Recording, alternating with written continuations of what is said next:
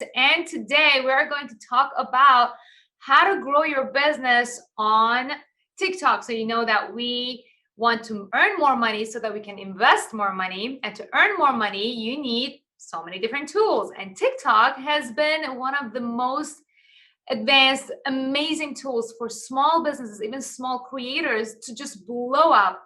Meanwhile, some people have not been having so much success. So Joshua today is going to show us his tips and tricks on how to do this the right way. Long form content is how can you keep that viewer engaged for that amount of time? How good are you as a storyteller to maintain that user's attention? Probably does. I mean, for myself, there's different. So there's obviously storytelling, but then there's almost like educational type of content. So it still works in the stories. Like the story in its sense is like, I'm going to show you how to do something. Getting at least to a 1,000 followers should be your target. Then you can go live. Then you can actually have interactions with your customers, talk through your products, show live how those products may work and how those products may react.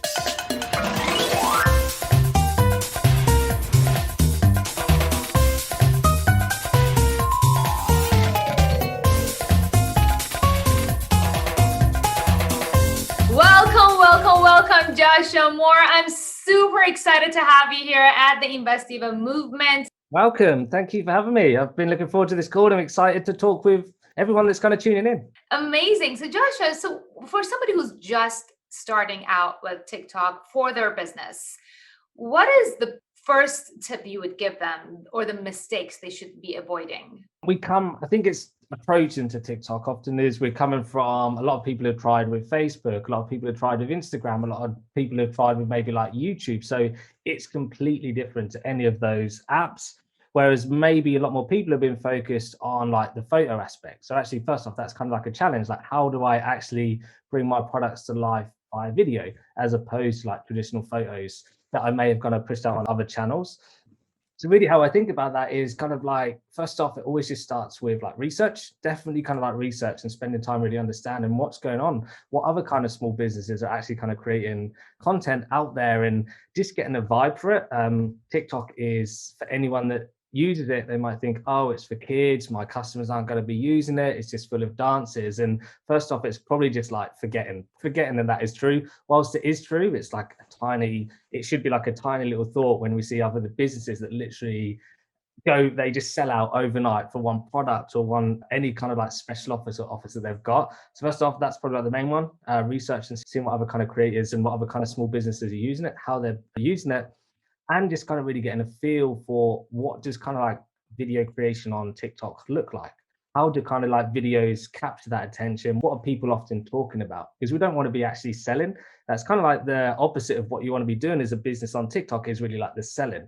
So we want to be kind of like inspiring people or showing something different or showing like the benefits of actually thinking, instead of like, come, get all of these sales, it's thinking, here's what I can do for you. Here's what our products can do for you. Here's how they can help you, but not necessarily in the direct selling space. So it's definitely much more like educating people on like why they need this product. How is it going to help them? What is it going to be used for? Those kind of like things also. And then inspiring them and telling that story of a business. We're into people, like TikTok is a people's business in itself. Like we invest in creators and seeing other people, and that's always what stands out on the FYP. And that's what people really engage with. They want that story. They want that story behind the business, the story behind the product. The TikTok specifically is delivering that message, delivering that story. And it's almost like the products come secondary. So it's almost like the people first and then the products come after.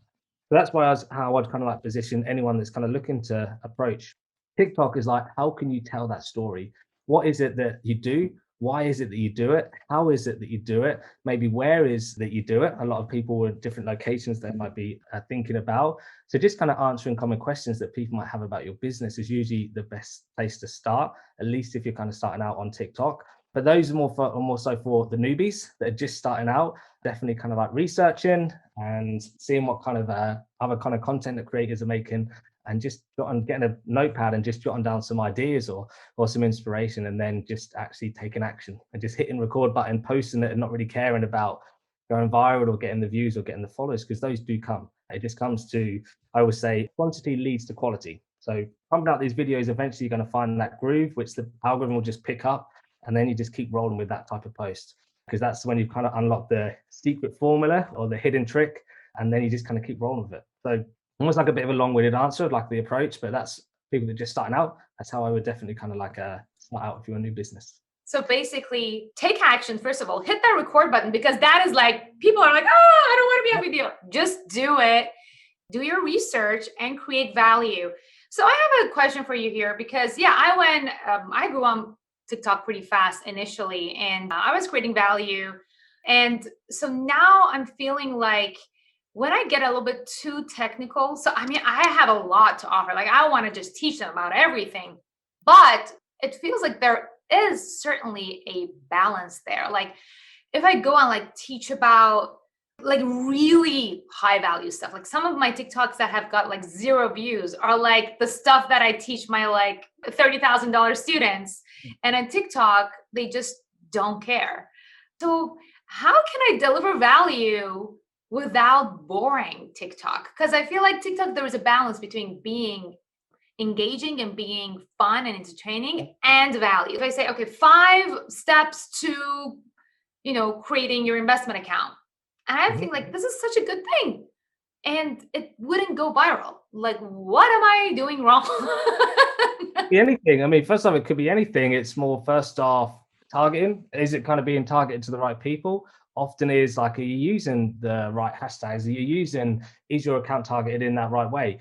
5 is a big number. So when people kind of see that it seems like exhausting to think maybe like 5, actually, maybe let's switch it up and say 3.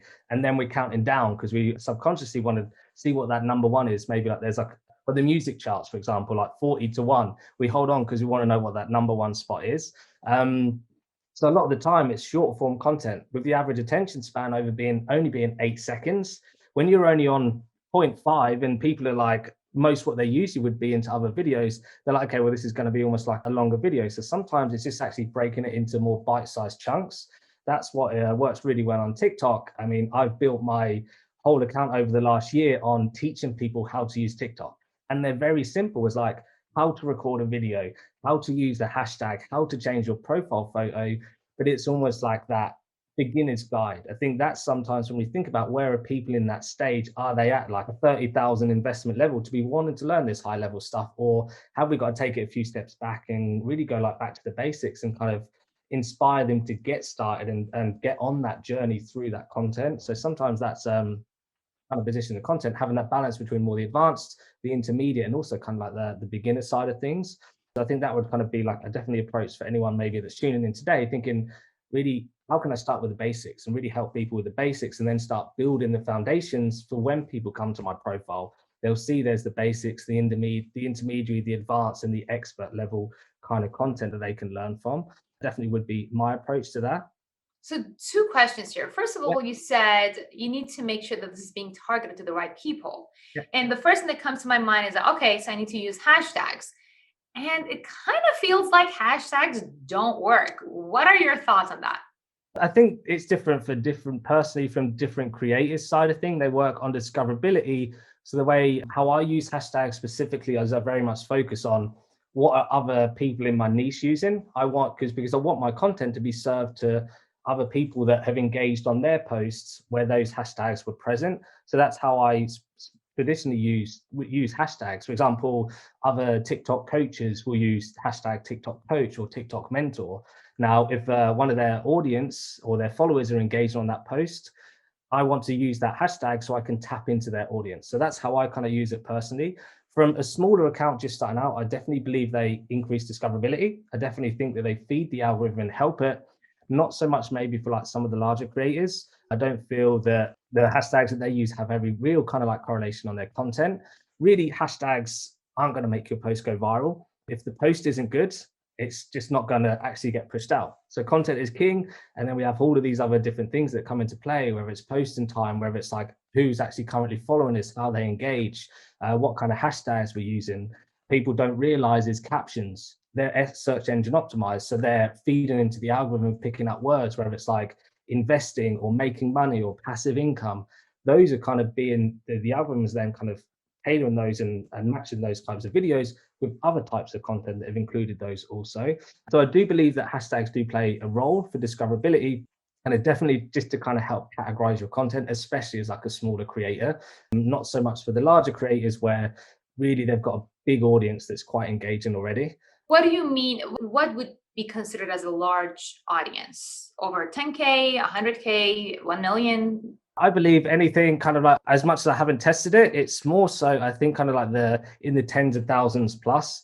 I think that's when really hashtags can play a role, but not as much maybe for like a smaller creator who's just starting out, who's still trying to like train the algorithm as to what kind of content they create. So I think it almost is stages of like the zeros to 1Ks, 1 to 10, 10 to 100, and then the 100K plus creators. I definitely would say when it comes to using hashtags, just be thinking what are some of those things that people might be searching for that might be category or niche specific. Who is that audience that I'm looking to target? Other people like use hashtags within their post. If I'm a mum, I'm probably, if I don't know anything how to use hashtags, I'm probably going to use just hashtag mum and describe who I am as a user. Now, if there's another brand that is looking to maybe focus on mums, really, if they put that hashtag in, their content's going to be shown to that kind of audience that may have used that hashtag themselves. That's one way that your content gets shown to that different type of people.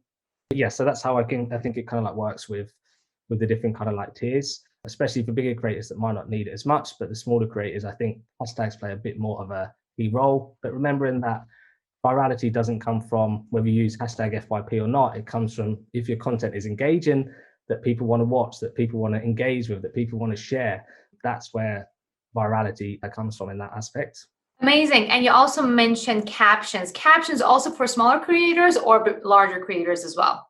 I think because captions is two-part. First off, closed captions, which is a new feature a feature whoever's watching this has just about to be going to be rolled out, which is the automatic caption. Because when we're engaging with content, we do it two ways. We do it like audio and we do it visually. Now, sometimes actually reading captions, similar to when you're watching like maybe subtitles on a TV program, they keep you a lot more engaged. And having those keywords will help. But then also the captions in the video, how does that add to the story? Is it going to be adding that kind of curiosity aspect? Is there something that's kind of keyword heavy, going to get search engine optimized? Are you calling out your audience? Are you calling out something specific in the video that is just going to add that extra kind of like ammunition, that extra fuel to helping your content get categorized in the right way? Because you can have the greatest content, but if it's not reaching the right people, it's probably not going to then go viral because it just hasn't been categorized the right way by the algorithm. Definitely thinking when it comes to captions, how can I caption this in a way that someone who can't see my content will understand or want to kind of watch that video for longer for? Got it. And so let's talk about length of the video. When you go above 1,000 followers, I believe that is when you unlock longer videos from 15 seconds to a minute. Now, personally, I've noticed that if my videos are too long, it doesn't get many views. But I have also seen viral videos who somehow they actually manage, like there's a trick, you can actually upload like 2-minute videos on TikTok. So what is your take on that? Is it really not good to have longer videos, or who is it for? And should we use it or should we not use it? If you want to create value, again, like sometimes you want to go ramble on and give us your thoughts. I think it just comes down to what type of content creator you are. How can you tell the story? The difference between like a larger creator, like I'm trying to think of some examples, but those larger, maybe like YouTube that have got experience, they know how to tell stories. They're used to creating 15, 20-minute videos on YouTube. When they come to TikTok, it's just natural for them. They can almost compact it because they've got that knowledge and that skills of being able to tell that story. Now, it's almost a little bit harder for other types of creators to keep that engagement. The average attention on TikTok is 8 seconds. That's why we always say that under the 15-second marks, by default, it's only a 15-second video.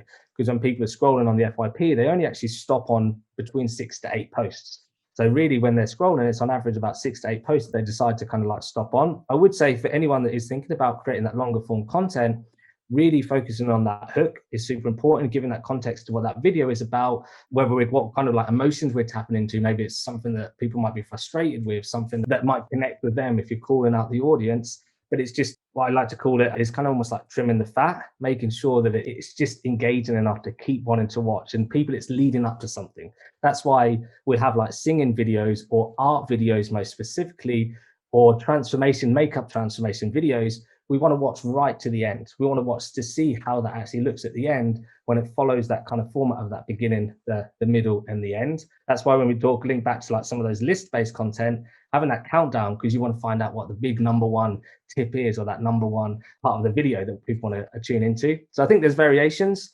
It comes in different stages of how they get pushed out on the FYP. When it comes down to like watch time, we have a smaller video, you won't need to closer to 100% watch time. But then if you're moving from 15 seconds to 30 seconds, that 100% watch time can be anything from 60 to 70%.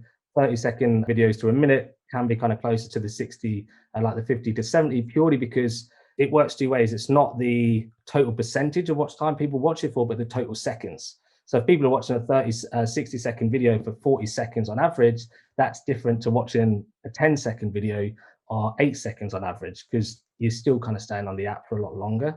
So that's the kind of thoughts of creating kind of shorter form versus long form content, is how can you keep that viewer engaged for that amount of time? How good are you as a storyteller to maintain that user's attention? You mentioned story a lot. Yeah. So basically, we have to figure out a way to tell a story while creating value. So my coach, Russell Brunson, I believe you're a ClickFunnels person as well. So he says hook, story, offer, right? So, and he also talks about, having different frameworks.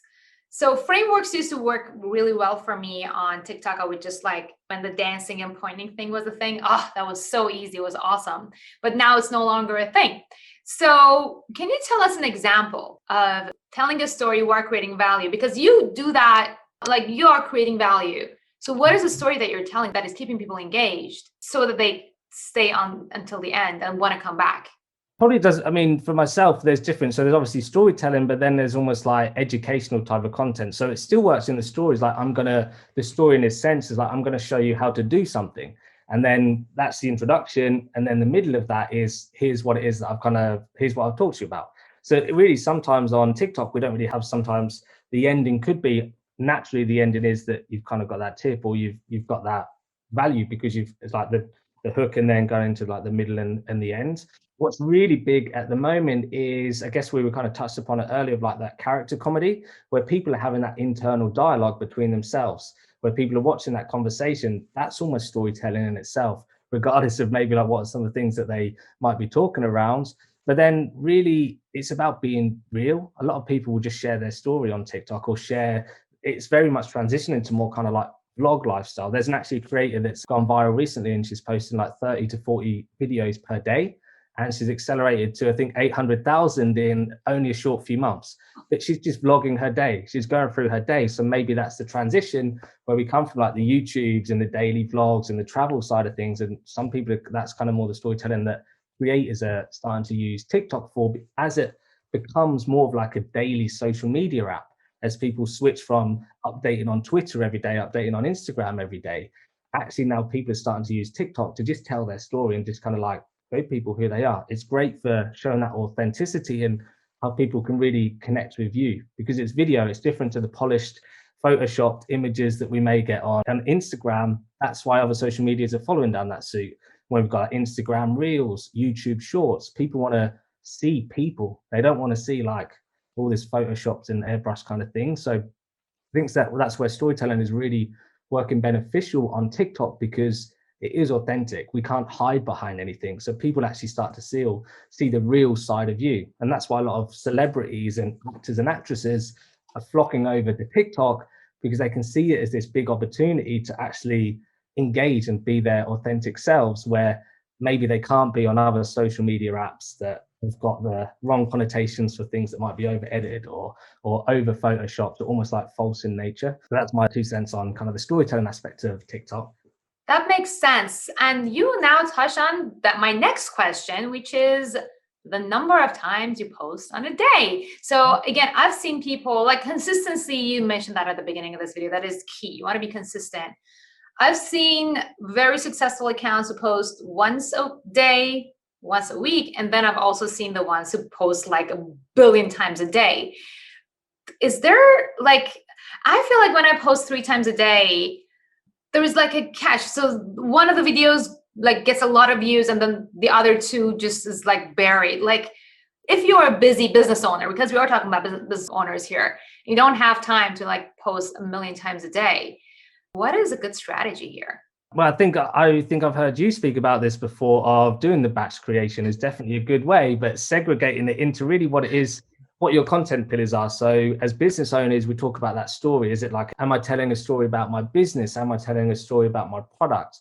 Getting those kind of like almost kind of creating those in like batch so we can get through them as kind of like get them as through as quickly as possible. Trends, I mean, trends can come and go. So there, I always say, if you see a trend, jump on it as soon as you can. But when it comes to like a posting strategy, I think everyone will say the 1 to 3 times a day. Now, understanding that for busy business owners, especially like small business owners who it's maybe like a side hustle, things that they might be kind of something doing on the side of like a full-time job, or if they're part of a family, that's where I would just say, like, just kind of post to your routine. What is it your goal? If your goal is to, get 100,000 followers in a month, chances are you're not going to probably be able to do that if you're only posting 1 video a day, because that's only 30 videos. Now, if you did 10 videos a day, that's 300 videos. What are the chances that one of those might go viral, or you might learn how to become a better creator by posting and looking back through some of the videos that are done well and tweaking and adapting? So personally, for myself, on my own journey, I didn't stop posting. I didn't skip a day until I reached 100K. That last, I think that was about 5 months. I think that. And I used to freak out when it's coming to the end of the day. And I was like, I have not posted today. I need to quickly go through my draft and see if I've kind of like scheduled it or like had anything. And some of them might have been a bit dodgy. But I think 1 to 3 times, if you can do more, do more. But I always say it's just finding that rhythm, because our rhythms work differently. If people are mums, if they are business owners, I'd say you're best off creating and posting, because you just never know when that video is going to go viral. So I wouldn't kind of like bite your tongue and be like, no, I'm not going to post this one because I think it might flop. Because again, that's the unpredictable nature of TikTok, that we never know what's going to go viral. We never know what's going to blow up. But yes, I'd say find your rhythm. That may be 2 posts a week. That may be 30 posts a day, depending on how much content you can create. But link it back, if anyone that's kind of more just starting out, again, it's getting in that process of actually creating. Realize what are some of the features that TikTok has, the timer function, the green screen effects. Getting at least to 1,000 followers should be your target. Then you can go live. Then you can actually have interactions with your customers, talk through your products, show live how those products may work and how those products may react. Also, yes, in answer to your question, find a rhythm and make that rhythm work for you. I think that's what I kind of tell my students anyway. Make the rhythm work for you. Here we have another motto. We say, make your money work for you. You say, make your rhythm work for you. That's great. So one interesting observation I've had. Yes, I used to, and I still do, like I have a content creation day and then I start posting the rest of the week. I'm starting to notice that when I film on TikTok and I post on the same day, I get more views than, first of all, if I film in a different app and I upload it to TikTok, or if it's in my draft and I post it, let's say a week or 2 weeks later. Am I crazy, or have you noticed it as well? That's a good question, to be fair. I'd ask, is it an actual belief or is it more just a theory? That's the other thing. Have I kind of like actually looked at that and posted it and think actually that is true? Or is it maybe it's happened 1 or 2 times out of maybe 10 times and then actually, no, that didn't really kind of like pay attention? Honestly, I think lots of people have asked me this question, like, does it make a difference if you post in-app? Does it make a difference if you post out of app? Does it make a difference if you upload? I know there's other big creators, like, I mean, Jason Derulo, for example, like he does a lot of these effects, or Will Smith. Will Smith would probably be the perfect example. Barely is the time where he's probably like created in app. He's probably just uploaded, or one of his team has uploaded it, and they still go viral. They still get kind of pushed out. So I don't think there's any correlation. He is Will Smith, though. Yeah, exactly. And it's like amazing. I mean, you're right. It comes down. I'm sorry. You're right. It's all about content. Yeah, exactly. It is all about content. I'm not sure if there is any correlation. People have these theories like, oh, if I leave the app straight after posting, this is going to make a difference. Well, no. Why would you want to leave the app? At what point would any social media want you to leave the app? They want to keep you on the app. So what would I say is like, okay, well, flip that. Actually, instead of actually leaving the app for an hour, go and reply to some of your comments you haven't replied to. Go on the For You page and start commenting on other people's posts. Go and engage with other creators in your niche and go live. start bringing traffic to that video, those first like 20-30 minutes before it gets pushed out from your followers to the For You page, that initial engagement is one of the factors that could affect how well it does when it gets pushed out onto the FYP. So yeah, there's lots of myths and theories, and I used to believe them when I created my 2-3. This is not my first attempt on TikTok, so I had a few failed attempts, and I used to believe all of them. And then I was just like, actually, I just need to create content and post when I want, not worry about the drafts, not worry about leaving the app or doing specific things that other people might think actually does affect it. Just posting it, and just like any other social media app, you wouldn't post on Instagram and then leave for 2 hours. You'd probably like stay there and enjoy the app. That's what it's like there for. Right. I think the myth there was that because TikTok algorithm will then start to want you to come back, they'll start pushing notifications. So they put your video on FYP so you get the notifications. The thing is, I don't even get the notifications because I've turned them off. So I think the app is smart enough to know that by now that maybe it was a thing at one point. I don't know. But going live right after posting, you would recommend that, right? Yes, I mean, I would. I think everyone will say go live.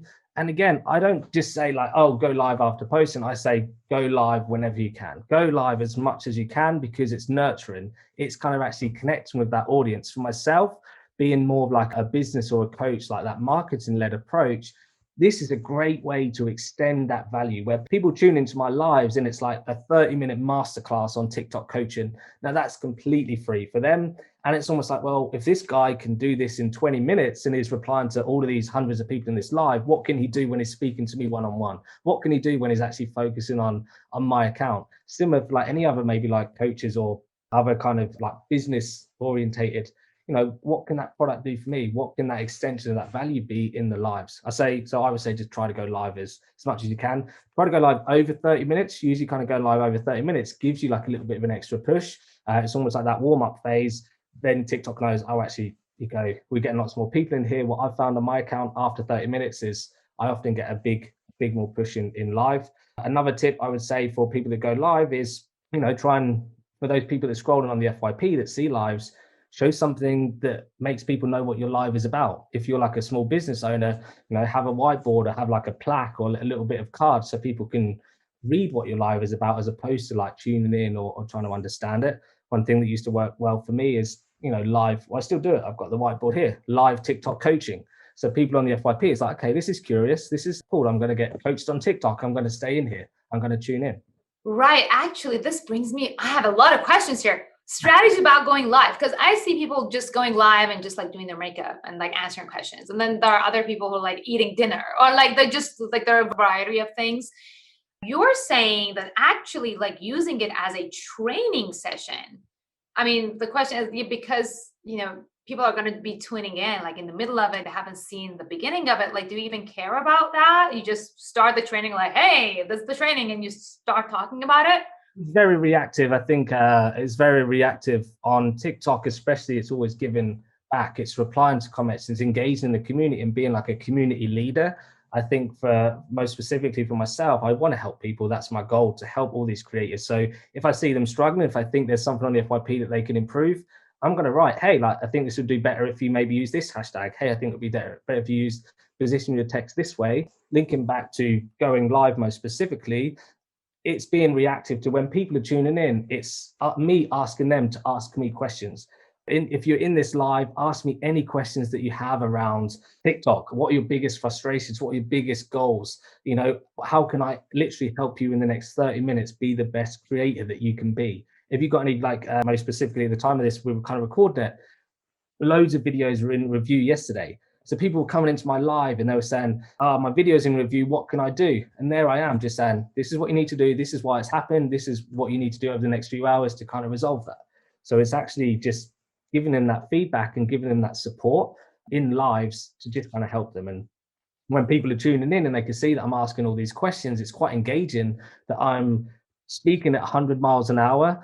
I'm introducing every person that's coming into my live. I'm welcoming back my VIP members who I know show up every single live. And I'm just saying, ask me questions, ask me questions. You're not going to ask me a question. I'm going to just keep talking. I'm just going to keep talking about hashtags until it sparks an idea. It's like, oh, actually, now you mentioned that, similar, like we're having this conversation now, we're like, oh, good job you mentioned that, because I had another question. It's exactly what happens when we go live, that people have these questions that they might not have thought of like organically in their head, but it's kind of pushing them down that rabbit hole to think about things in a different way. Lives is effective. I think if you're doing makeup, if you're eating food, it's probably not the most engaging thing, but there are people out there that like that kind of stuff. It depends on your audience, right? Amazing. Thank you so much, Joshua. I think this was so informative. You guys, if you enjoyed this video, go ahead and first of all, find Joshua more on TikTok. We're going to have his TikTok handle down in the description area if you're at all interested in blowing out on TikTok. And he just said he goes live and answers all questions. So if I don't get to answer your questions or you didn't get any value here, then go to Joshua's video and get value there. Share this video with anyone who is struggling to grow on TikTok. And of course, when you start actually making money using TikTok, go ahead and invest it. Thank you so much for joining, Joshua, and we'll see you on the next episode of the Invest Diva movement. Joshua, before we go to the Q&A, our tradition for our YouTube videos is I ask all of my guests to make a silly face. Okay, what is that, a photo or is that like a video? Do it. Oh wait, okay, wait. I might have to mess up my hair a little bit though, because I see I've got to bring the hair into it, kind of thing, right? I'll just do a little wait. I'll do it. Oh my God, I am so going to use that for the thumbnail. Okay.